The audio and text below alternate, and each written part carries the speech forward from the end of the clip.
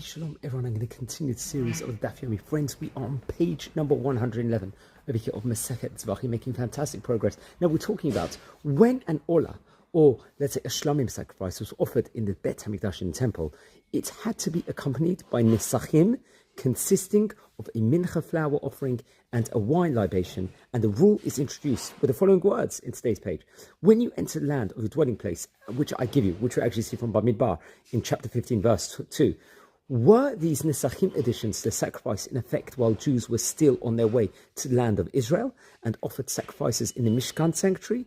It all depends on how you read those words. Rabbi Yishmael's view is that Nesachim were not offered before entering the land. The above passage introduces a requirement of Nesachim for sacrifices offered upon the temporary communal altar that stood in Gilgal during the 14 years where the Jews were busy conquering and dividing the land, established a more permanent sanctuary in Shiloh.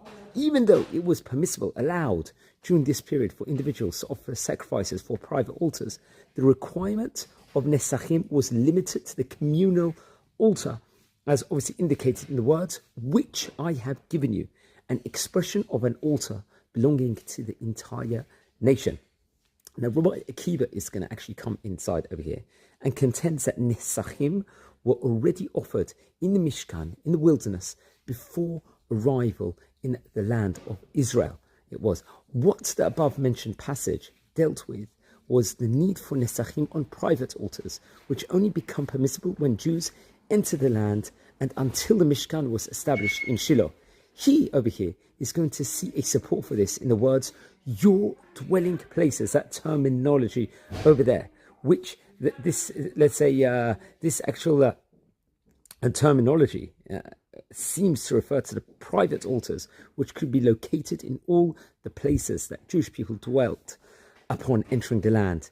There was no need for the Torah to mention this requirement for the communal altar in Gilgal, because this practice had already been in effect in the communal Mishkan in the Midbar, inside the wilderness, respectively. I heard this phenomenal insight from Rabbi Mendel Weinbach, Zechat Tzadik Livracha, from the Orsameach website, and this is actually taken from the first Amud in page 111. Wishing you all a fantastic day. Take care and watch every single day a tidbit for the Daf Yomi.